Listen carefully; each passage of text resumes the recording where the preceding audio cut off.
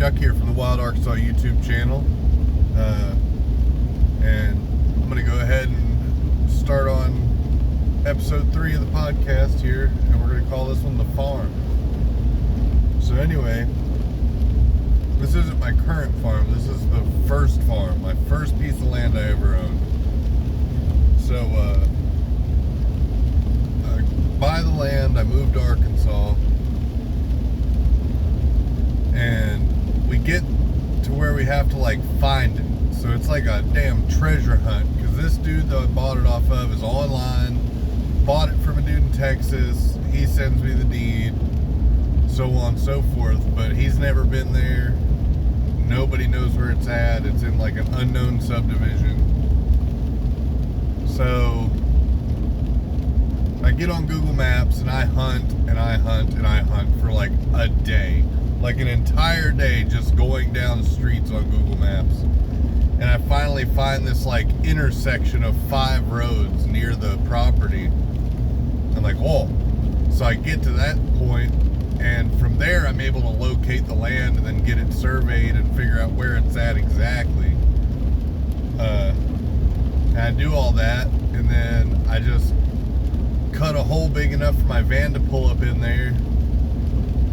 And we just started clearing. We cleared out a little spot. And then every day I was just out there, playing music or panhandling or flying a sign at Walmart or anything like that. And flying a sign, I've said it a bunch of times in these videos, and I probably haven't explained. When you're like homeless traveling, on that kind of ticket, the cardboard signs, you see the people on the side of the road, anything helps kind of thing. That's what I'm talking about. But, I saved up a bunch of money and bought a bunch of supplies and went and worked for a bunch of random people for supplies and, just did a lot of work trade and stuff like that, and then brought it all back to the property piece by piece. And, I built the floor, and then I built the walls up, and then I sheeted the walls, and then I worked for a guy and got a bunch of chicken coop trusses that were 20 foot long, and I put all those up by myself. They were 20 foot long trusses, and I think they were like 6 foot tall at the middle. And I just hold them up, put a side up, and then slide them all the way up with a 2x4 and just push them up. And my ladder, it was homemade too at the time. It was just it was a big plank of wood with more planks of wood nailed to it, and I built the whole house with that thing. Hammer and nails, no drills, no screws, just hammer and nails. Built the whole thing. And I mean, it was only a 10 by 15, but it was plenty enough for me for the couple of years that I lived in it. And me and the dogs and whoever was staying on the farm at the time, it was never too small in my opinion. It just had like my bed and a couch, and then the entertainment center in my movie collection, and stuff like that. I didn't really have much ever. Just whatever I had in the van, got transferred into the house. Then I collected on it. Got a bigger TV and a bigger bed and stuff like that.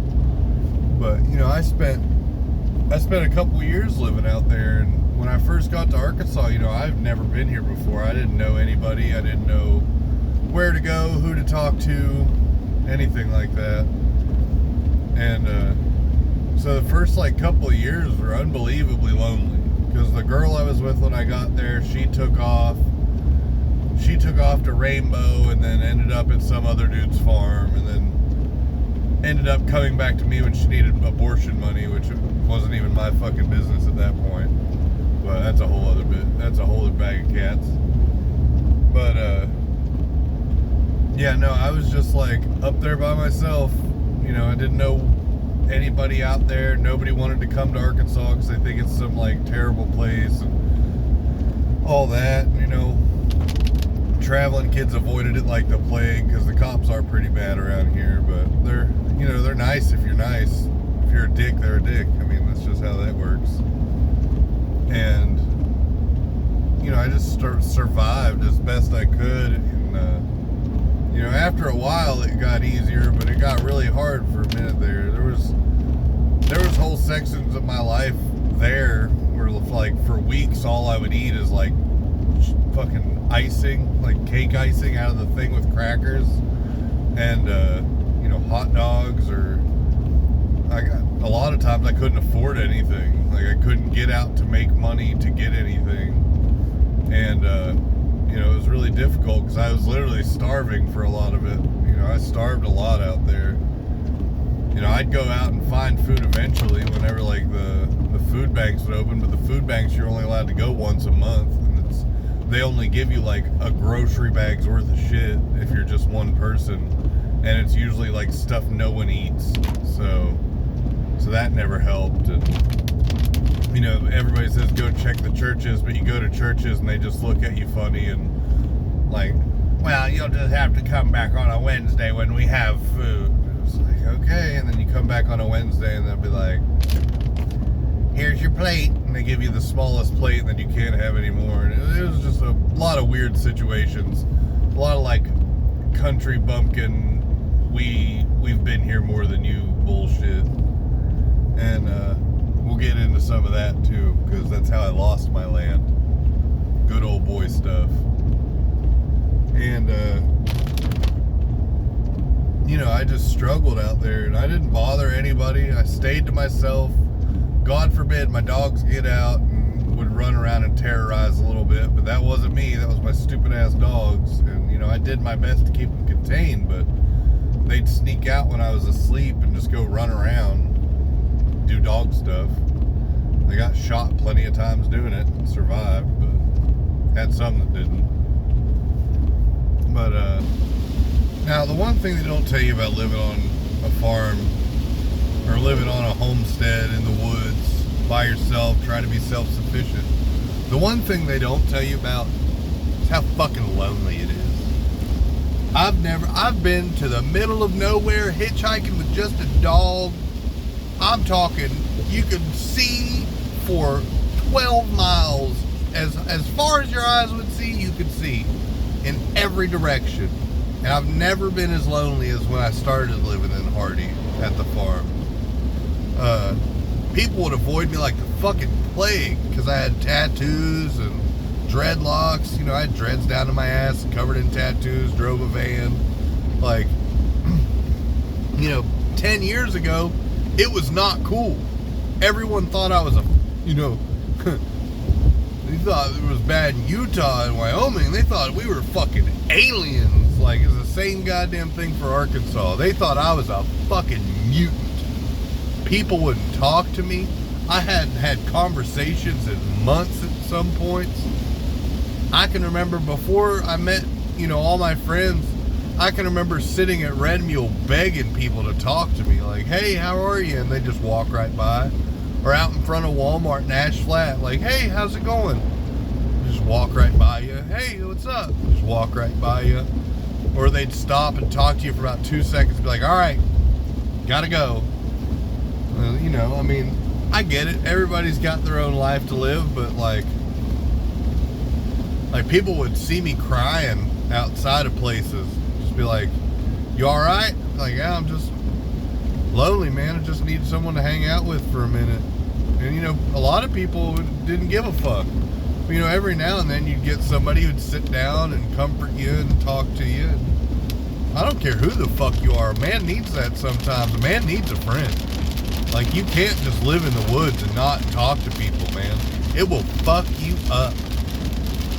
Like, I spent so much time locked up as a kid in isolation that being alone to me now is an absolute nightmare. Like, it is my least favorite thing.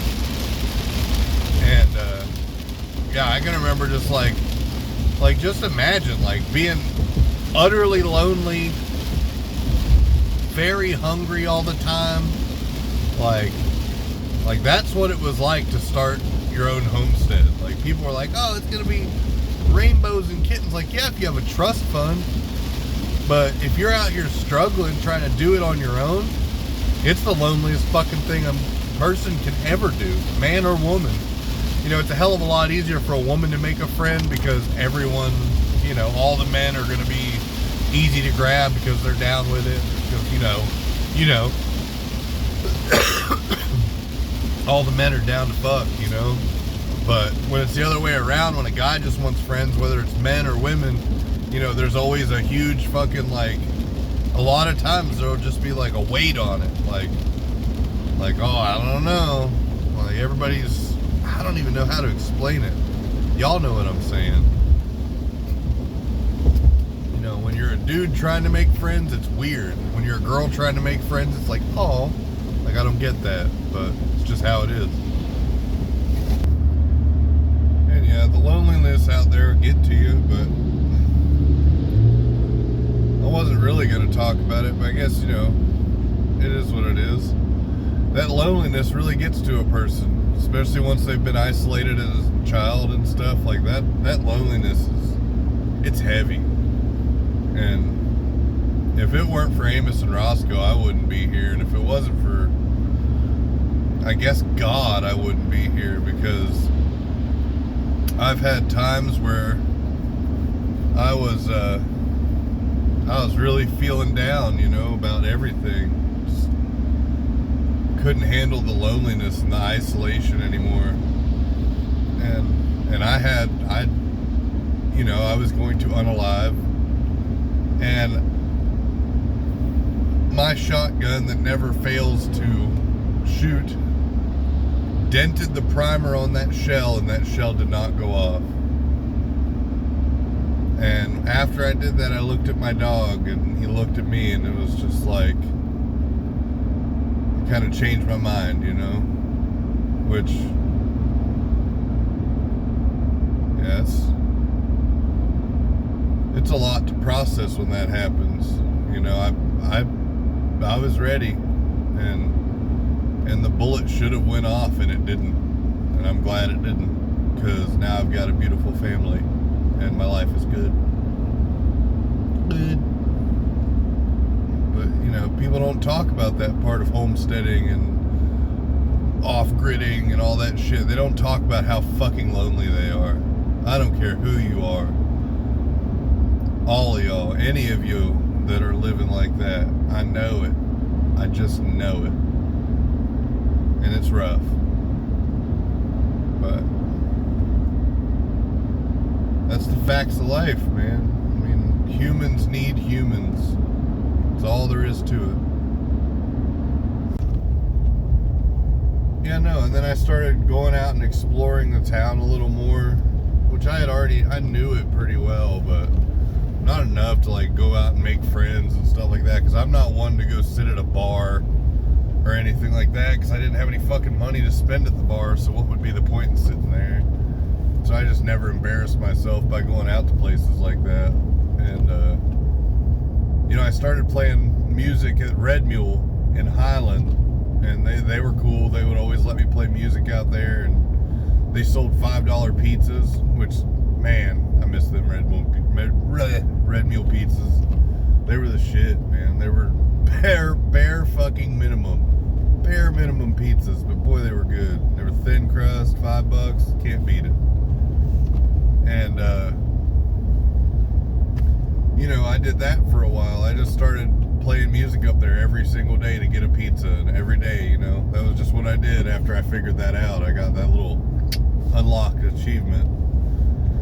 So I just kept going back, and I'd play music long enough to make enough for a pizza, and then I'd just, you know, go home, or I'd sit out there longer and make enough for a bag of weed and some pizza, and then I'd head home. You know, that was life for a while, and, you know, I just continuously did that. You know, then I met, that's how I met Hexter, and me and Hexter and Jacob started hanging out a whole bunch, and Hexter stays with me now, like 10 years later, you know, we're still right there, you know. And so then I started hanging out with him and Hexter, and that was like a daily thing. That became like our ritual every day. We just like meet up and hang out,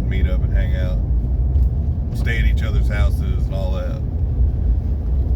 And then Hexter introduces me to Cody. Cody pulls up to get gas one day, and Hexter introduces me to him, and, you know, he gave me a couple bucks for gas, and And after that, same thing, you know, then it was me, Jacob, Cody, Hexter, or me, Cody, and Hexter. You know, it ended up Jacob ended up like phasing out at some point and going on the road and stuff like that. And then it became like a whole other side of the friend group opened up where it was like me, Cody, Hexter, Jason, Andrew, and like a few other people. And, you know, we'd hang out like every single night, play Magic or just sit around and get stoned and just fuck off, or we'd do vape stuff. We used to do the like box mods and do tricks. But anyway, I finally made myself a friend group and it was solid. And, you know, we spent every day together. We'd stay, you know, I'd go to their houses, they'd come out to the farm, and you know, that I just kind of kept that pattern going. You know, we just hung out every single day, and it was the shit. You know, it's what I was used to. You know, I was used to traveling and having someone living in the van with me at all times, no matter who it was. You know, I was used to having that second body there at all times. And yeah, so, you know, I made a really nice core friend group there, and everything was going really well, you know. Like, we'd spend every day on the river in the summer, or every day hanging out in the winter, and then shit started getting fucking crazy outside of that, you know, just like at the farm itself. So my dogs were, yes, terrorizing people, and I feel bad about that. They weren't hurting people, but they were out there killing livestock, or not even killing livestock. They were out there attacking cows and attacking goats and attacking dogs and doing dog pack shit. You know, I thinned out my herd. I had too many dogs at that point, so I went back down to having just like 2 or 3 dogs because you know, I just couldn't handle all of them. They were being dicks. So, you know, a few months go by, nothing happens. I keep the dogs at home all the time, this, that, the other. And then the sheriff shows up and he's like, I keep getting phone calls that you're out here shooting people's animals. It's like, well, I'm not shooting anyone's animals. I haven't even hunted since I've moved to Arkansas. Like, that's not a thing. He's like, well, I've had multiple phone calls saying you're hunting people's animals and that you've hunted the deer to extinction out here. I was like, no, not me. He's like, well, I'll be fucking back. It's like, oh, great, cool. So, you know, a couple weeks go by, and I'm sitting in the house eating cereal, watching cartoons, minding my own fucking business. And I get a loud knock at the door. Open the door up. There's a fish and game officer, a sheriff, and probably 15 different SWAT officers. You know, everybody dressed in tactical gear, all over my property. Now, my property was only 80 by 100 feet. You know, it was only one single lot, but it was full of people. Like, left to right, it was just people everywhere, all with guns, all with ARs out. You know, everybody had something going on. They were searching my shit, looking through everything, and they presented me a fucking search warrant and said that my neighbor had reported that I was hunting the deer to extinction and killing their animals and skinning them and storing the skins in my house, and I had freezers full of deer meat and freezers full of stolen goods and blah blah blah, and I had stolen all their stuff and it was all in my RV, and the cops come and they didn't find fucking anything. I didn't even have a refrigerator because I don't have any food. All I had was some canned SpaghettiOs. They take me out of the house and put me in handcuffs and make me wait. And then, you know, they search the whole property, and I'm like, what are you guys looking for? He's like, we're looking for deer hides and stolen property. I was like, well, I don't have any of that. And they searched my entire property, and they said, where are the fucking stacks of deer hides? Where are the deep freezers full of meat? It's like, dude, I don't have a freezer. I barely have electricity. I have a fucking generator right there. How am I going to run a deep freezer off a generator that's this big? Like, get real. So they raided my whole property, and all they found was a bong. And they gave me a $700 fine for that bong, even though it wasn't listed on the warrant. Like, I still don't get that. But they charged me with having that. And I ended up paying a $700 fine for that. Didn't find any weed or anything, just the pipe in my cabinet in my bedroom. Like, whatever. So they all leave. Oh, and the Fish and Game Life, or the Fish and Game officer was like, "What's this big turtle shell?" I was like, "Oh, that's, it's a big turtle shell that I've had in my van." So, well, you can't have this. It's illegal. And he took it off my van and put it in his truck. It's like, well, fuck you. It was a big old turtle shell. I mean, it was as big as a car tire. But he was like, "You can't have that," and took it off my tree and loaded it into his truck and took it with him. So anyway, nothing comes of that aside from that one ticket. Oh, they also, I'll say this too, they also ticketed me for shooting a medium-sized game bird because there was a picture on my Facebook of a dead vulture that I had picked up and sat on my car and took a picture of it, and they said I killed that, so they charged me with shooting a medium-sized turkey. So anyway, a couple more weeks go by. I see the sheriff again. I keep getting phone calls. "You better fucking quit your shit. I know you're out there killing dogs and shooting cows." I keep getting phone calls every single day. I get a phone call that you're shooting somebody's animals every single day. "I'm gonna get you, boy." I said, "Dude, I didn't do anything." They're lying. "Oh, they ain't fucking lying to me. I know these people. They don't lie to me." Like, okay, that's cool. So anyway, weeks go by after this, months go by, and my dogs get out one night. I'm like, well, fuck. So, my dogs get out. Apparently they got into someone's trash. Now, my main enemy in all of this, I'll X his name out, but I'll do something pretty close to it. Bitch Finley. Yeah, that's pretty good. And his brother, bitch ass motherfucker Finley. Something like that. I can't remember what his name was exactly, but they were something that rhymes with bitches. I don't remember. So he messaged me on Facebook, "Your dogs tore up my fucking trash. You need to do something about it." I was like, "Oh, well, fuck, I'm sorry. I'll clean it up." I messaged him. I was like, "Oh, my bad, I'll clean it up. I'm sorry about that. I didn't mean to let him out last night." And I grabbed a bunch of garbage bags, and me and Brenda get in the truck, and, we drive up there. And, I walk up and knock on the door, trash bags in hand. And he opens the door and says, "Oh, you motherfucker," and grabs a pistol off of the table by his door and puts it against my forehead. And he says, "I ought to blow your nappy fucking head off right fucking now, you fucking piece of shit. Get off my fucking property before I fucking kill you." And he pushed me with his gun out of away from the doorway. I was like, "Bro, I'm so sorry. I just came to clean it up. I was just trying to pick up what my dog's fucked up. I'm so sorry." And,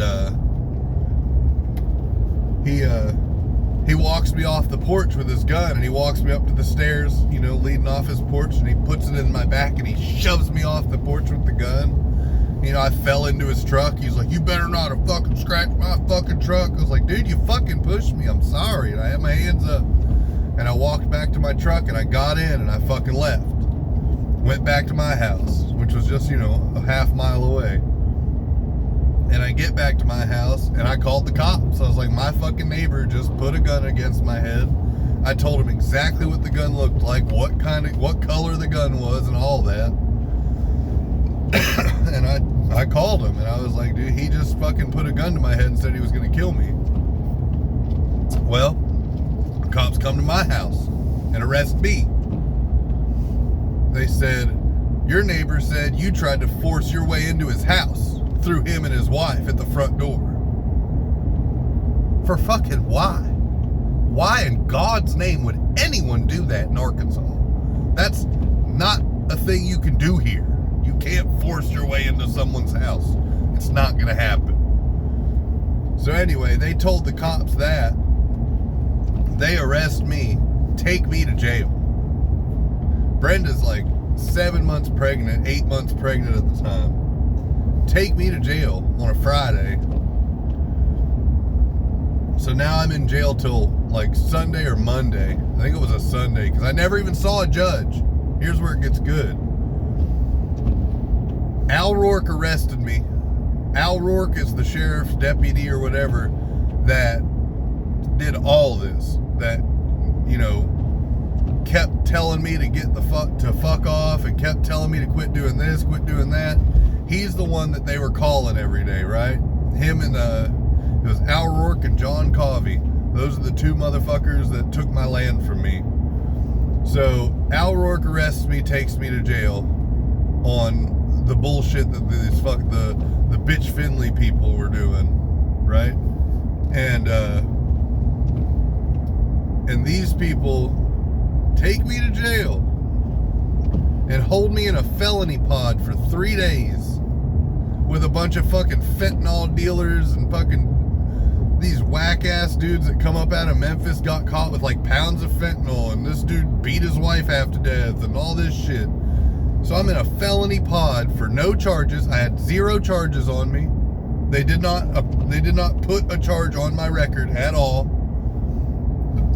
And they had me in this jail for 3 days. Third day I'm there. Third day I'm there. I can't remember how long I was there. It was like 2 or 3 days. Too damn long for not to have charges or done anything.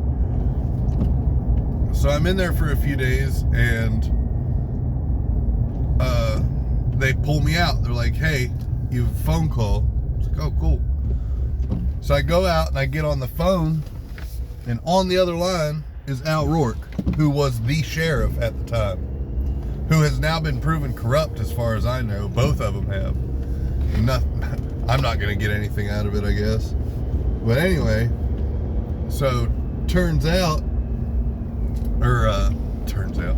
I'm on the phone, and he's like, I've been getting phone calls about you fucking with your neighbors and stealing their stuff and killing their cows and shooting their dogs and kidnapping their dogs, and you've been stealing livestock for meat and blah, blah, blah. It's like, I didn't do any of that. He said, I don't give a fuck. He said, you are going to move off of that property and sell it this week, or I will put you in jail the rest of your fucking life. I said, I didn't do anything. I did not do anything wrong. He said, I'll make sure you fucking did something. I will make sure you never get out of that fucking jail. I said, all right, I'll fucking sell it. I will sell my land and I will leave. And literally 10 minutes later, I was released from the jail. This is a true story. You could go on the jail cameras and see when they gave me the phone call and listen to the phone call on the jail hotline if you wanted to. But they told me to sell my land and move, or he was going to put me in jail for life. He would make sure I had a charge for it. Right? So they let me out, and they opened the door, and I have never in my life sprinted that much. They opened the door, and I ran. I ran all the way to fucking town and all the way up the highway until I met up with Brenda coming the other way. And she picked me up, and we went back to the farm. Well, we get back to the farm, and we just start packing. You know, we filled the van up, filled her car up, filled my trailer up. I had a camper at this point. At this point, I had a camper attached to my cabin, and I hooked to it and drug it off my house and fixed it back into being a regular camper. We loaded all of our shit up in what we could haul.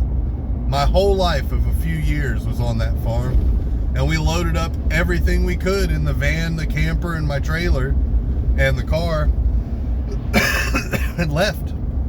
Posted the land for sale, and the neighbors in that neighborhood, you know, brought money together and bought it.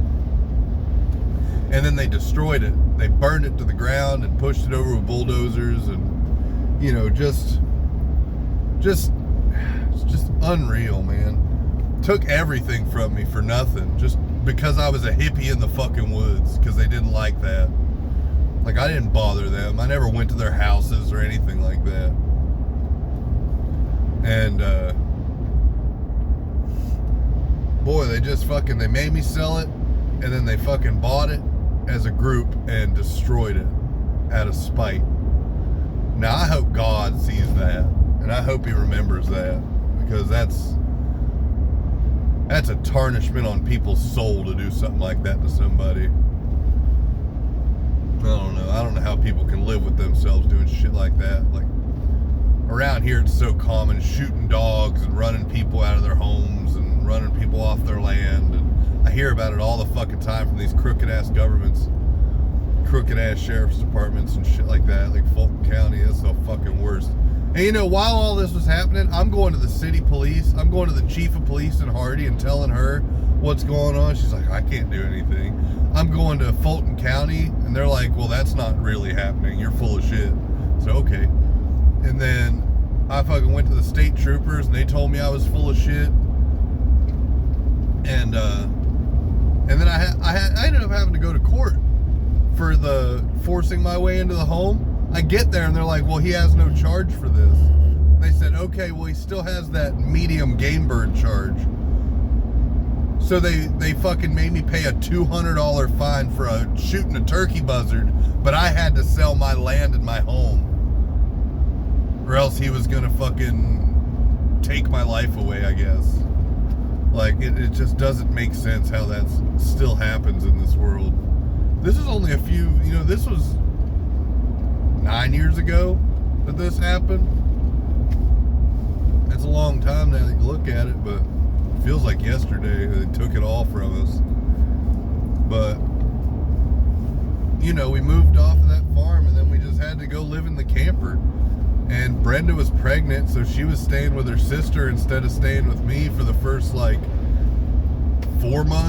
months of Mo's life. Like, my daughter, she was like, I didn't get to spend all those months with her because they took my land from me, and I wouldn't let her live in a camper with that baby. I was like, you just go stay with your sister, I'll live in the camper, because I couldn't stay where she was staying kind of situation.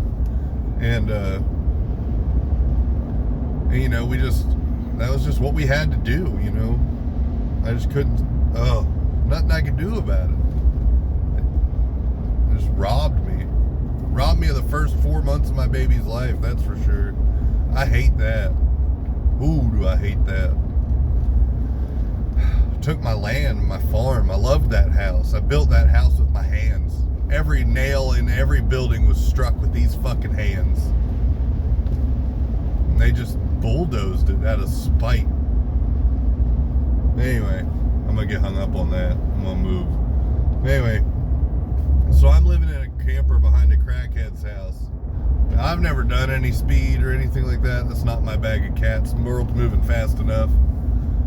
But, now I'm living behind a tweaker's house, which it wasn't terrible, but it wasn't great at the same time. I just kind of kept to myself. And it was cool, me and Cody built a truck in the garage they had there and shit like that. But, it wasn't a home yet. I didn't have a home at that point for my family. So, a few months go by, and this is just what we're having to do. And finally, we find an apartment in Horseshoe. And we get that apartment and we move in there. And, we were in that apartment for probably like a year or more. And then COVID hit, and the whole fucking world flipped upside down. Stop! We're gonna stop right there. Stop. Because that's just, this is timeline coverage here. We haven't dug into any of the lore of these stories, or we haven't dug into the lore of the farm, or my traveling career, any of that. I'm just going through base timeline stories just to give you an outlined definition, as to not burn up all of my good stories and stuff in one set of videos. I'm going to try to, I'm leaving a lot of stuff out so I can come back later with people and talk about stories with witnesses if that's what I need. And because we've done some crazy ass shit that you have to have another person back you up to believe, and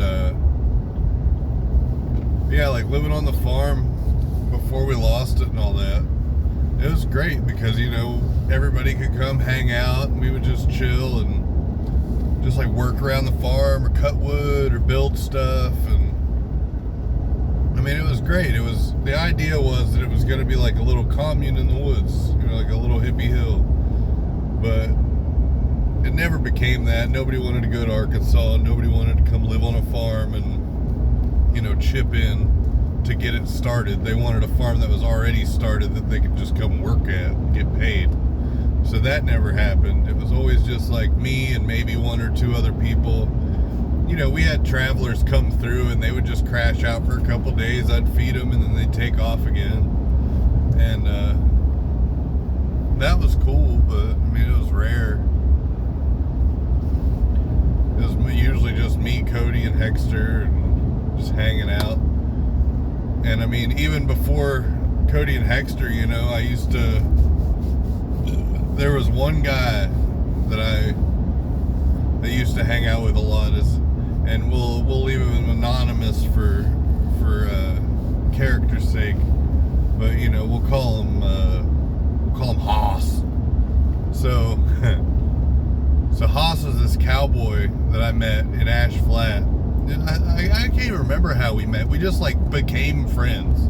Like it was just like, oh, we're friends now. Got it. It was one of those. And this was probably like a couple months before I met Hexter, actually. So me and Haas would hang out all the time. I'd go out to his house, and that motherfucker was all about drinking some Gem Clear. Now, Gem Clear is Everclear. It's just Arkansas's Everclear. And we would get shit hammered, wasted, and listen to Ray Stevens VHS tapes. Like, literally watch the VHS tapes of, was it Ray Stevens? Ray? Right? Mississippi Scroll Revival? That's Ray Stevens, right? I think so. Anyway. We'd watch that, and we'd watch random comedy VHS and get just shit hammered. And we got a blow dart gun at one point, and we would play like between the fingers, where you'd put your hand on the cabinet and try to shoot it between your fingers. And me and him got to a point to where we would just like try to get each other stuck to the cabinet. Like he'd get it through my finger, and I'd just like and put it right through the center of his hand one time, and he was like, I can't get my hand out, I need help. And we had to get pliers and pull the thing out of the cabinet, and then he pulled it out of his hand. Oh shit, it was funny as hell. And he was on some other shit back then, but I wasn't, but he was, and he was moving fast, and I couldn't keep up. And the drinking that Everclear every day got to me, and we hung out every day for like 2 or 3 months, and then it was just kind of like we fell off because he had a bunch of shit going on in his life, and I just didn't want to invade on any of it, and we were already being shitheads. And then I went back to my Red Mule thing and met Hexter, and then so on and so forth. But anyway, and then, having Hexter and Cody around was always cool, because, like, even one summer, Cody quit his job, Hexter didn't have a job, I didn't have a job, and we spent an entire summer on the river in Hardy, on the Spring River. I mean, every single day, just out there, floating on kayaks, and taking boats out there with, electric trolling motors, and going upriver, and fishing, and dragging stuff downriver from the trash islands. Like one time we found a bench. There was like a whole bench, like a whole sitting bench, big one. It was really nice. It had like a razorback pig drawn on it and stuff. It was like stuck up in a tree on one of these trash islands, and I was like, I'm gonna take that home. And I pulled it down. God, it's bright. Can't hardly see. And we got it down out of the bushes and trees, and I started hunting down like styrofoam and old life jackets and shit that had all collected on this island, and I started stuffing them into this bench and wrapping them around it. And I rode that damn thing like a mile down the river back to the truck, like literally floating on it with a paddle, like paddling this fucking bench down the river over waterfalls and everything. And we get it all the way back down to the first bridge in Hardy, and we pull it up onto the side and put it in my truck and take it home. And I've still got that fucking bench. That was like 10 years ago. I've still got that bench in my backyard being used right now. And yeah, just like bunch shit like that. We used to go cave exploring a lot in Hardy, but I don't know, people were fucking shitty.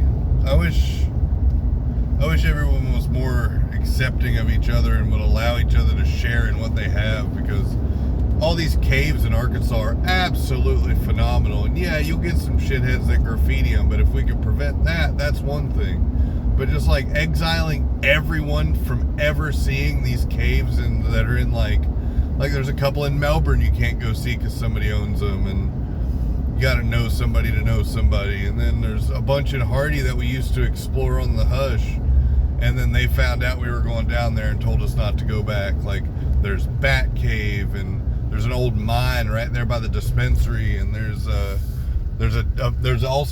two old mines right there by the dispensary. One of them just kind of caved in at the top. There's like a big staircase in it that goes down a few hundred feet. People don't believe me, but I know exactly where it's at, but it's not allowed to go there anymore because someone in Florida fucking owns it. Fuckers. Anyway. And then there's like the Bigger's Bluff Cave that's right up off the train tracks below the steakhouse. A lot of people don't know that's there. We used to explore it all the time. And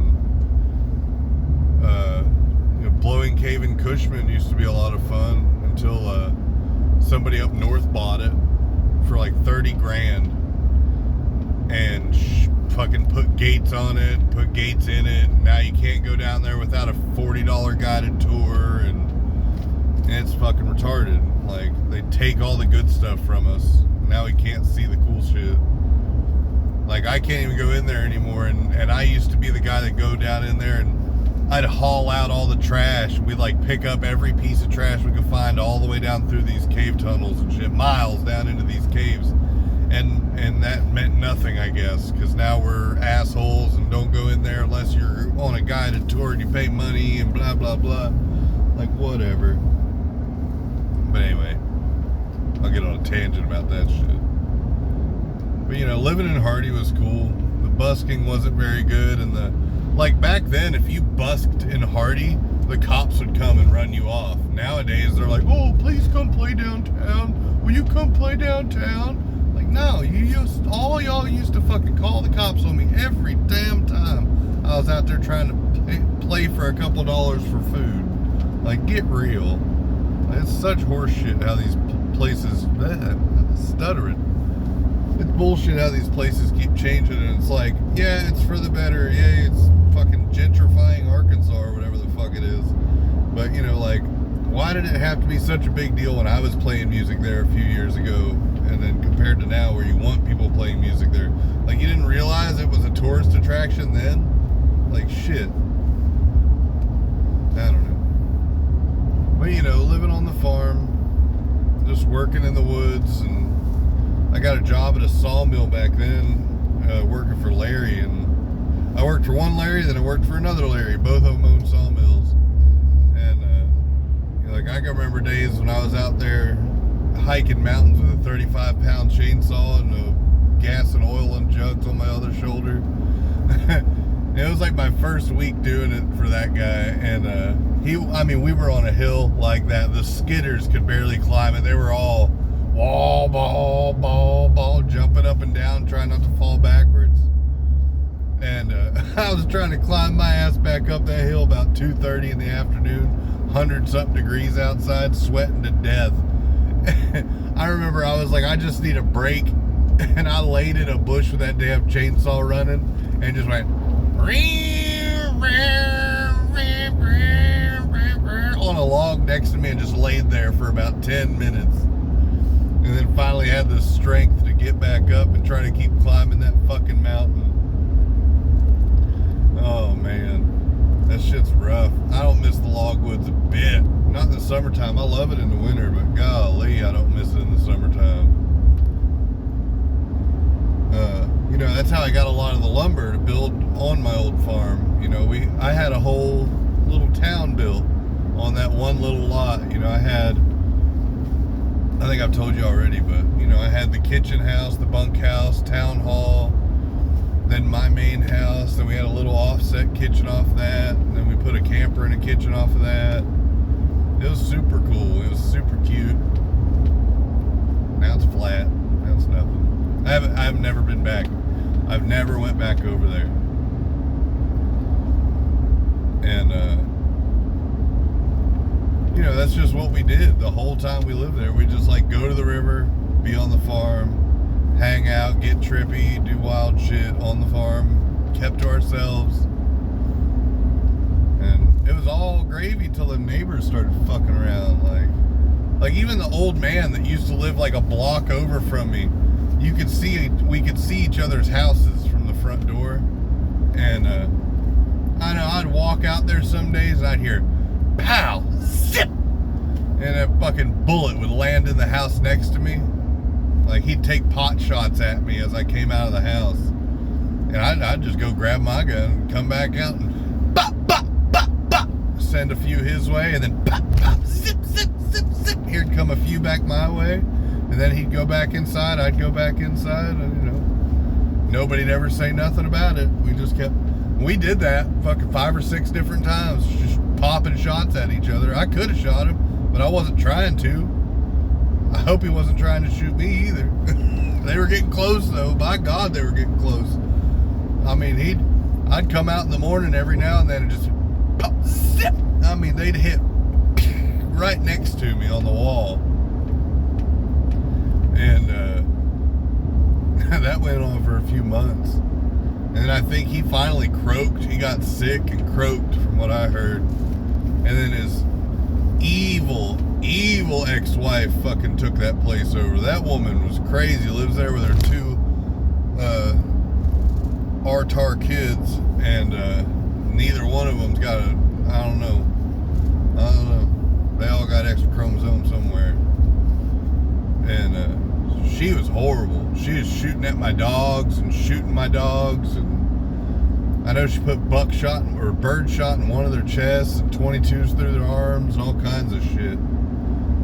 And God, she was terrible. I go down there trying to make peace with her, and she just scream and rage, and she was the worst. Never will. I mean, from day one, she was just awful. And once she took over, she started shooting at my dogs and everything else, which made it hard to be on the farm, because it was like constant stress of like, which dog's gonna have bullet holes today? And you know, I mean, like, people would come stay at my farm with their dogs. I've had multiple dogs shot in the driveway over there. Like, that's why a lot of people stopped coming to hang out. One day the dogs were in my driveway, and I just watched them bow, drop, bow, dropped another one. 2 of them just dropped right there in the driveway, and then a car took off up the road, you know. Now, I know who it was. It was one of them bitch Finley people, and you know, there's nothing I could do about it. Couldn't call the cops. They didn't believe me. Couldn't do nothing. And like, one of my dogs went down a couple blocks, got shot by an old man because he was walking down the street. Not the old man, my dog was just walking down the street to the creek, and old man shot him right in the fucking forehead. And I went down there, found out, I heard yarp, and I heard a bullet, you know, or I heard a gun go off and I heard yarp. So I fucking sprinted down there with my shotgun. Here's me and I don't even remember his name. He's from they were from Texas. They just like come up there and fuck with people and then go back to Texas. Anyway, he's standing out there with his little AR in his arms, and I had my fucking 1897 in my hands, and we're just like, we're in a standoff with each other, you know, gun to gun, pointing at each other, screaming. And he's like, I shot your fucking dog, I'll fucking shoot all your fucking dogs, I'll shoot you too, fucking piece of shit, blah, blah, blah, blah, blah. Eventually they go back inside, and I go home and I call the cops, and I tell them he shot my dog. Well, they go down there, I didn't shoot his dog. Like, he totally shot my dog. Like, I was just down there, I couldn't find his body. Well, come to find out, they had taken my dog's body and threw it in a ditch behind his house and told the cops they didn't do it. So the cops go back and look around and find my dog. So, and they tell me, there's nothing we can do, he's just an old man. Good answer. Nothing they could do, he's just an old man. They tried to charge him with animal cruelty, but they dropped it because he's just an old man, apparently. Sure as fuck was young enough to hold that rifle pointed at me. Seemed young then when he was telling me he was gonna kick my ass. Like, but you know, that was the bullshit we had to deal with down there. It was all of them. Every neighbor down there just didn't want young people in the neighborhood. And you know, after I moved out, another guy moved down there, Tony. He's dead now, God rest him. He saved 2 children from drowning in the waterfall in Hardy. You know, Justin Tony. But anyway, me and him, we were acquaintances, but we were never real good friends. You know, he had shit to say behind my back every now and then. Sorry, my throat keeps going dry. From this air conditioner. I know that sounds the whitest thing you've ever heard, but drying me out. But anyway, he moves down there into the same neighborhood after I'm gone, after like a year. What happens? Neighbors start calling the sheriff. He's killing our cows. He's killing my dogs. He's shooting our stuff, and he's killing our cows. Same shit. Same people. Same shit. Different guy. Just like, and he was young like me, you know, he's in his 30s with face tattoos and everything else.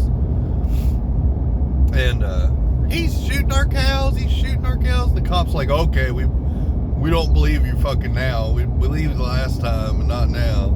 You know, oh, thanks. Like, I wish you would have believed me before I lost my property to the fucking pieces of shit they were calling y'all, you know. But, anyway. You know, we had a lot of fun on the farm too. You know, I had like multiple riding lawnmowers to ride through the woods for shits and giggles. And I had like a big red 3-wheeler. We'd rip around on that thing. There were nights we would do illicit materials and go to space. And I remember one night I was gonzo.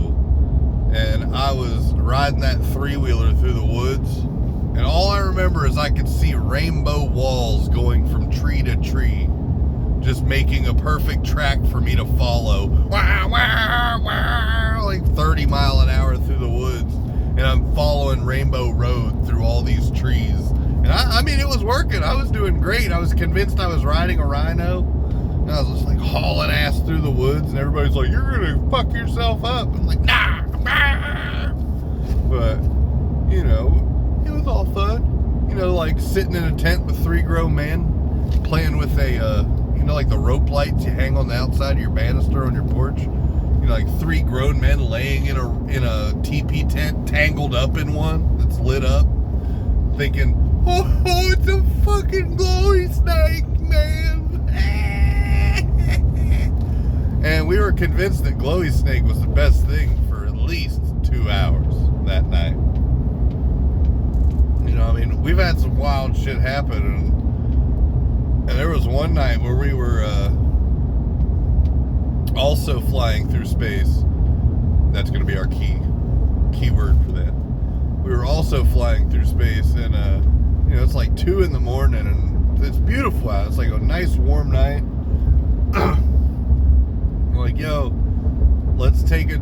I'm good to drive. Let's like go drive around on some dirt roads for a little bit and just like look around. You know, just like, why not?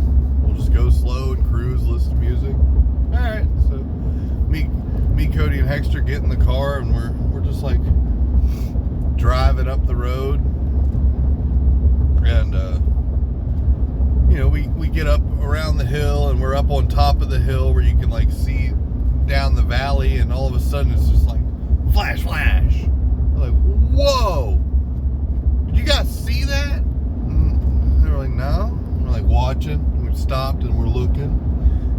Flash. It's like, yo, did you see that? It was like purple and green. And Hexter was like, I did see that. It was like purple and green. I was like, well, that's not good if we both saw that. So I started to turn the Escort around. And the moment I got that car turned around, pointed the other way, the whole world went left. And I mean fast. Everything on the road, all the leaves, everything just... And I fucking stomped on it. Jumping gears, just trying to go. And my car, we can all feel it. It starts lifting up in the rear and sliding off the road. And I'm just just on the floor trying to go. Finally, it just like drops. The whole car just hits the ground real hard in the rear end and takes off. So I rip it all the way back to the farm, and we pull up, and we're like, is everybody okay? What the fuck just happened? And they're like, what are you talking about? Nothing happened. And the moment they finish saying that, everything goes. And we're like, oh my God, get in the van. So we all pile into my van. So now you've got six flying hippies sitting in a van, all for, I don't know, 3 or 4 hours, because now we're scared to death of the outside. So it was totally a tornado. So like, I can remember specifically seeing 1 little funnel, 2 little funnel, 3 little funnel going down the ridge line when we were up there and the lightning was flashing. Like once we turned around and started trying to go. And I can remember while I was in that thing spinning tires, Hexter's out the window. Oh my fucking God! It's right there! It's right there! And by God, it was right there. And we get back to the farm, like I said, and we all pile in the van. And now we're all just like sweaty and hot. We're all sitting in the van, and nobody wants to get out of the van. And I had already chewed all the gum. Take your gum and go. Throwing gum at people. And fucking Cody tries to turn around in the front seat of the van, and the bottom of it falls off and flips up. And now he's like feet over his head almost, with his like feet all like this, and he's like all crunched up in the chair. And he's like, mother look like a crippled crab. And then we all laughed about that for about 2.5 hours. And finally the sun started to break, and we opened the door, and we all start like clambering out. And you know, I mean, it was just like wild shit, man. Oh my God. So then we get out of the van. Oh, I almost forgot. Oh. We get out of the van and we all go into the house. We're like, okay, we're good. We'll all just go in the house and hang out.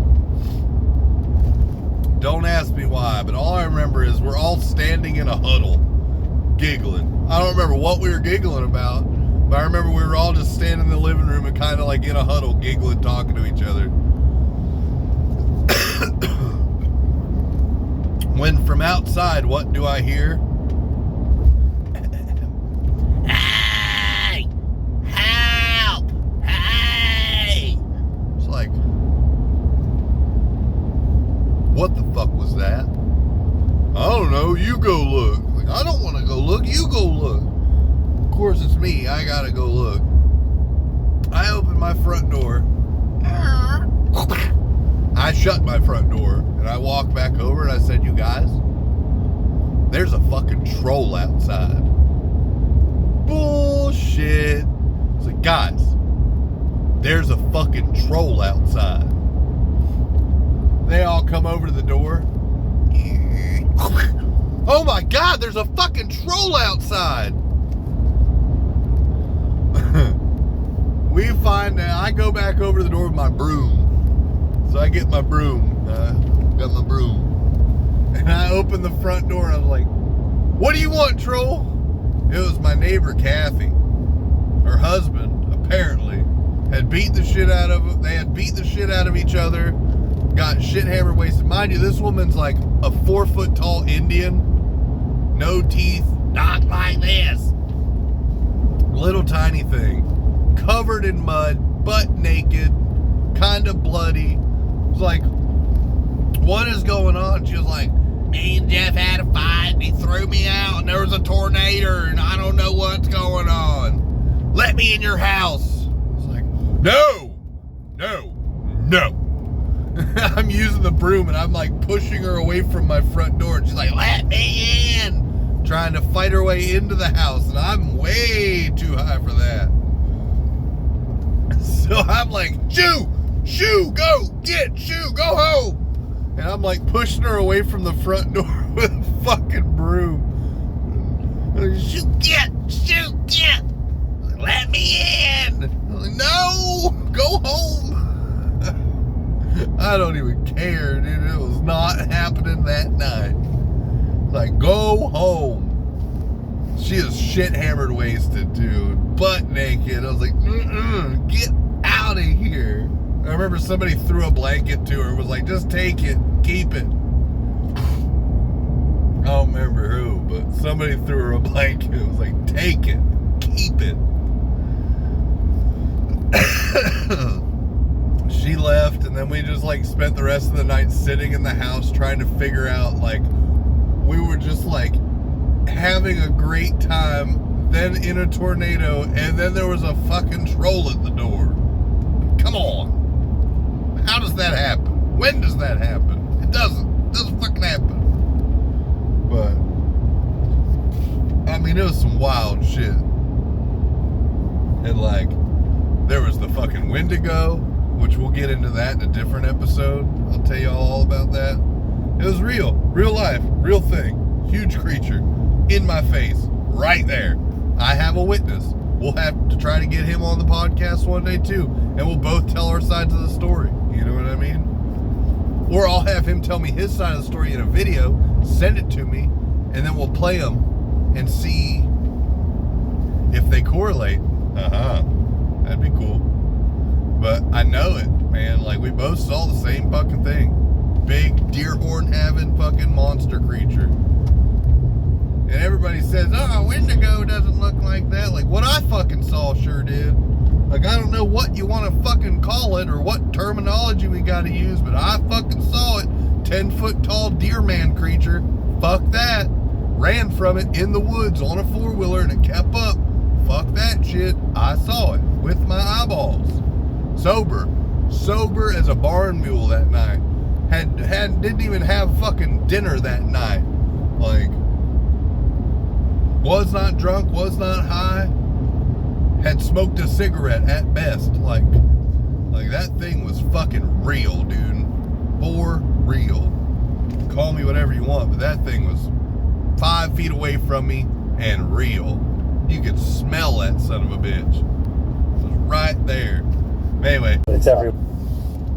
But, you know, I mean, that was the biggest thing. You know, we just hung out, kept to ourselves, liked to party every now and then. And, you know,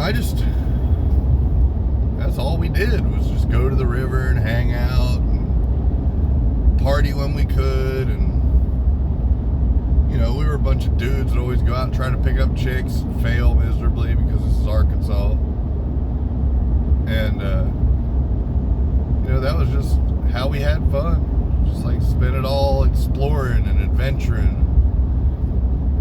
Like we used to do awesome hikes. We'd hike out from the farm and try to go to the hike to the river, but we would go in a, like, as the bird flies, we would just like point and go. Hop fences, whatever it took. Backyards, front yards, fences, barns, whatever. And we'd just hike through the night all the way. We'd get all camoed out and jackets and guns and everything. And we would just hike all the way to the fucking river from wherever, through whatever, and camp out and eat off the land and everything else. And that shit was a blast. We'd go out there for like 2-3 days. Like, there was one time we went out there and we took enough food for like 2 days, and we were there for 3 days, and it rained and all kinds of shit. Me and Cody laying on it, like, we started out with like 4 people and 2 or 5 people, and 2 or 3 of them cut out like halfway through and went back. Me and Cody are out there laying on this grass in this riverbank, and we're like making soup. We got like some Vienna sausage juice and Vienna sausages and some wild onions and an old wild radish we found in a food plot. We're like chopping shit up, putting it in, and making this god awful onion soup. And then we found and then it really started raining and got cold, and we found a like a deer blind, but it was like a big one with like a stove and shit in it. So we hung out in there and used their heat for a minute and slept, and then in the morning we cleaned it up and walked out and hiked back to the highway and got a ride back to the house. I miss doing that shit, hiking out for a couple days and hiking back. I haven't done that in years. Hardly anybody wants to go do shit like that anymore. Every now and then you get somebody, but it's never the right time. Like, it's always like, oh, I met somebody who wants to go hike, but, you know, like, I blew my knee out, so it'll take a couple weeks, and then you kind of forget about it. And a month goes by, and you're like, oh yeah, I was supposed to go hiking with that dude that one day. It's like, God damn it, I should have done that. But it is what it is. You know. Yeah, I mean, that was life on the farm. Life on the farm was kind of laid back. If I sing anymore, I'll get demonetized. Thanks. But, gotta say that a lot. That was the farm, you know. There's gonna be 1.5 million stories that come up about it throughout this podcast. You know, as long as I keep making episodes, you're gonna hear more and more stories about these timelines that I have not told yet, because there's so much to tell. Like, I have so many little stories to tell. Stories that I don't even remember right now because I haven't been hit with the keyword. You know, the moment somebody hits me with a keyword, and I'll like remember a story from, oh, that one time in Colorado, or that one time in Utah, like, oh yeah, that one time in Northeast Maine, like all kinds of crazy shit. You know, I got wild stories in here. I just gotta unlock them. Once I have like people on here with me, you know, it'll be a lot easier, because, you know, we can conversate, and their stories will spark my memory to have, you know, this story or that story compared to theirs. So, you know, there's gonna be plenty more to talk about. I'm just giving basic outlines for these first few, and then I'm gonna start trying to have people on with me, so that'll be cool. Anyway, you know, thanks for listening. Please subscribe. You know, if you made it this far into the episode, I would hope you have subscribed by now. It's just a button. Doesn't cost nothing to press the button. Thanks. Thank you. Thank you. Okay. And hell, if you watch this much of the video, just go ahead and subscribe. Share this thing. Let's go.